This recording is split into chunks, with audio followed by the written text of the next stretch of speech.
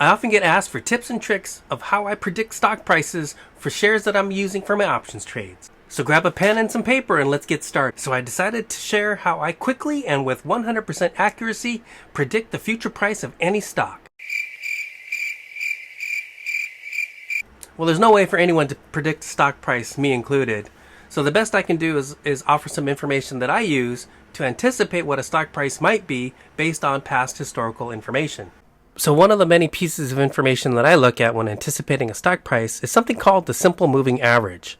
Now, if we go to Investopedia, it defines the simple moving average as a way to calculate the average of a selected range of prices, usually closing prices, by the number of periods in that range. So now we get to select the number of periods that are included in that range. So for example, a 10-day moving average based on closing prices would contain the closing prices for the last 10 days and average those numbers together to come up with a single value.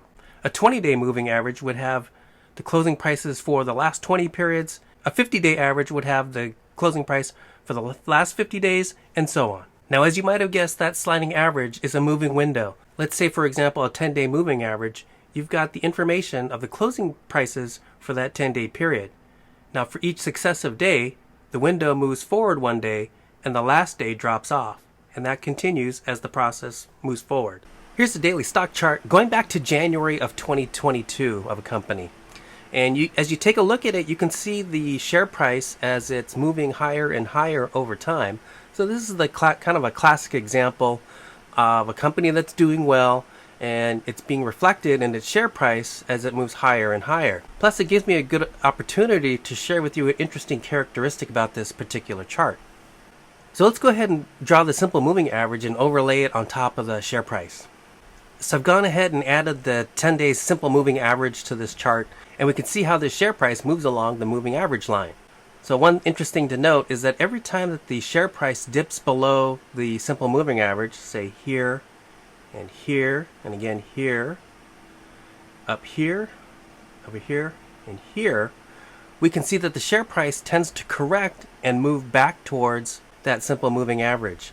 And the opposite is also true, that any time that the share price exceeds or is above that simple moving average line, the share price tends to gravitate back down towards that simple moving average.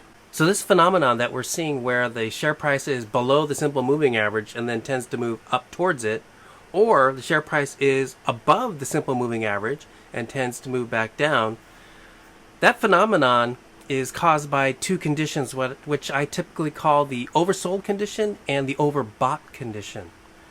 So when a share price is below the simple moving average, this is known as the oversold condition, right? So many traders or holders of the stock have sold off. There's an excess of shares on the market, and so that tends to drive the price down. So this is known as an oversold condition. Now, as long as the company is still producing the same products and services and maintaining their same level of excellence, and there's no bad news about the company, industry, or sector, then this company stock can be thought of as being on sale and therefore a bargain for traders. Well, now let's talk about the opposite condition, and this is where the share price is actually above the simple moving average line. And for this condition, it's what I call being overbought. Now, as the performance of the company improves, so does the popularity of acquiring some of those shares, and what that does is it drives the share price even higher, right? Let's say the supply remains constant, but the demand grows because the company's doing well.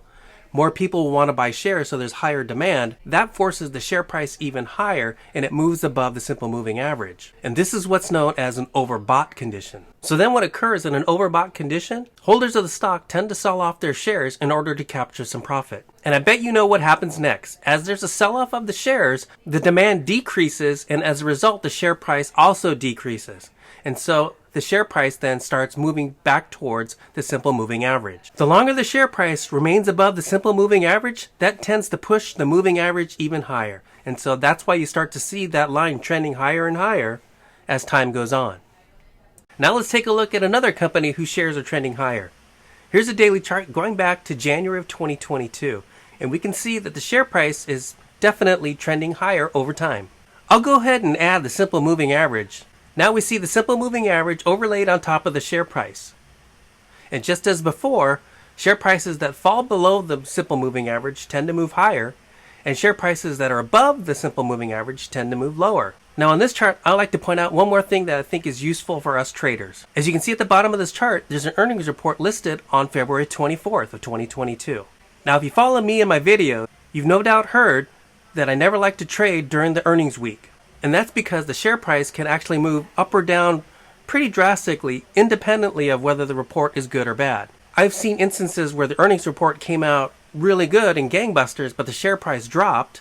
But I've also seen the opposite, where the earnings report looked bad to me, but the share price went up. So just keep in mind that during earnings week, the share price can be pretty volatile, and so it's best to just kind of stay away. Now, if you look at this chart, check out the share price just before the earnings report of February 25th. You can see that the share price started dropping, and that's because traders started selling off, taking profits because they didn't want to actually hold this stock during the earnings week. And then during the next quarter, there was another earnings report on May 10th. Let's take a look at the share price. Again, we can see that the share price also dropped preceding the announcements of earnings. Again, shareholders decided to sell off, take profits, and not hold the stock during earnings week. But then what happened? We can see that immediately after earnings week, the share price started moving higher. First here at February 24th, we can see that the share price started moving dramatically higher. And then again, on May 10th, we can see that the share price also started moving higher. So in both instances, the earnings reports were positive. Let's take a look at the first one. We can see that the company shares beat earnings by a whopping 34%, and they also beat revenue by almost 10%. For the second earnings report, the earnings beat by almost 8%, and the revenue was also up almost 8%. Let's go ahead and take a look at another chart and walk through some of the information that it's providing to us. So here's another daily chart for a company whose stock is trending higher. We can see it starts out low in January of 2022 and gradually moves higher and higher as the year progresses. As with the charts before, we see that sometimes the share price falls below the simple moving average line, in which case that's known as the oversold condition. And so the shares tend to be bought up because they're on sale, and that drives the share price higher.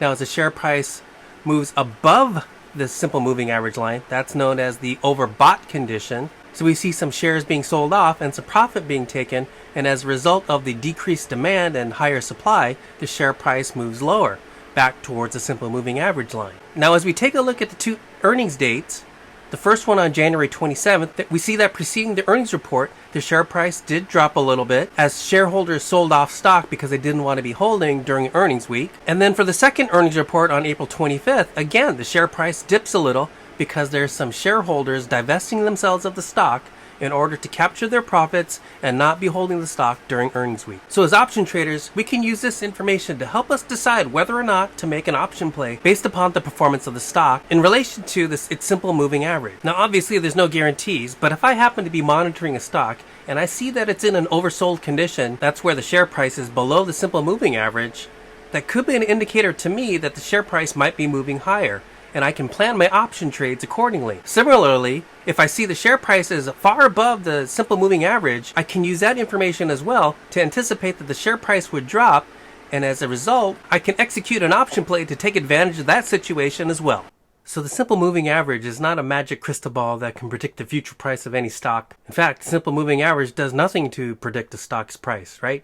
It basically shows information about where the stock price has been. It's really just historical information, so it shows trending information over that time range. But I shared with you how I use this information to anticipate where I think the stock price might be going in the future. And that's one of the key pieces of information that I use when determining which option strategy to employ. But if you're more interested in getting my stock picks and trade alert notifications, finding out which trades I'm planning to make, and actually seeing the details of my trades, plus participate in an open Q&A forum where you can have all of your questions answered about option trading from not only myself, but my options trading team experts as well, I invite you to come over to my Simple Trading Room Discord community. You can get there by visiting discord.simpleoptiontrading.com. I'll see you over there.